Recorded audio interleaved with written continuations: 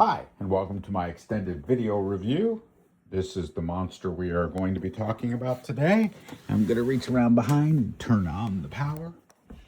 So this actually has power that turns on in two locations. The first is on the back, standard toggle switch. Second is there. As you can see, it lights up. And this is the FlashForge Guide 3, which is a very interesting printer. I'll pull the lid up here so you can see. You'll notice it has two PLA feeds on the top because it has two completely separate nozzles. It can print two colors simultaneously.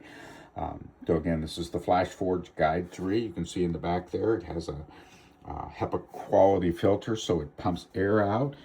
And there you can see it's booting up. Now, I'll tell you a couple things about this printer that I really like. First of all, it has wheels. I didn't realize it had wheels when I bought it, so it's easy to move around. It's big.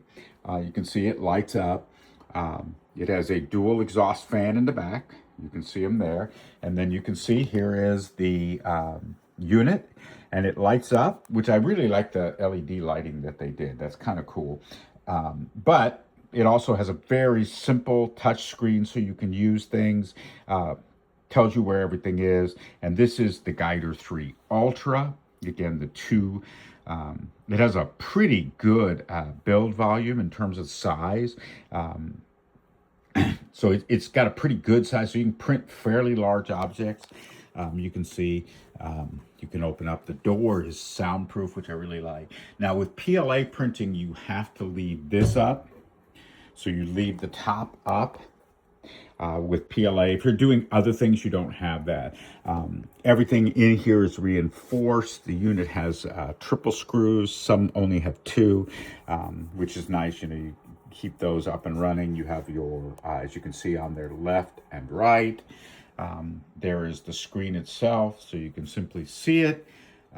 So that is the Guide 3 FlashForge. I'm going to shut off here, so you'll notice it pops up. It says right away, do you want to shut off? I'm going to shut it off. I'm going to leave the power on in the back because I am coming up to print something later on today with this one and also with the Bamboo upstairs. I'm going to wander over the dog bed and push the dog bed back. The dogs are actually not going to bother me during my review today because they are at the vet's getting their teeth cleaned. Lucky, lucky. There's Astro. Astro is a robot system. You can see it right there. It comes from Amazon. It's about 4 years old now. It still operates really well. It explores the upper part of the house. I guess one other tech item that's kind of fun, because you can't get these anymore. This is a Sony 200 Blu-ray player. I have a bunch of Blu-rays loaded in there that I used to play all the time, but I haven't actually watched a Blu-ray movie in a long time, but you can't buy those anymore.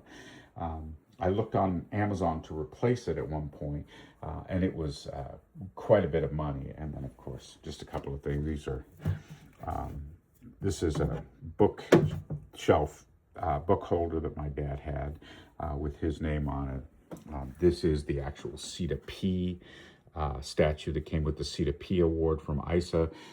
And there is, of course, a tie. Believe that's Chula Longhorn. And then the Switch 2, which is set up on this TV right there. And then some of my father's awards over the years. The Carlton Award is a big one. Anyway, wandering away. This is the remote for the Sony player.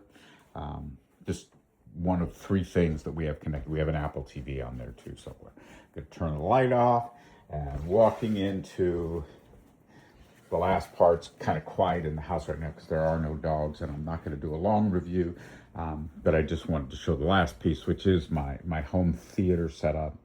It's got a very nice Samsung 8K TV, which is really nice. Plenty space. So we have a nice massage chair so you can watch TV and relax. Anyway, thank you very much. That's the end of today's technical review.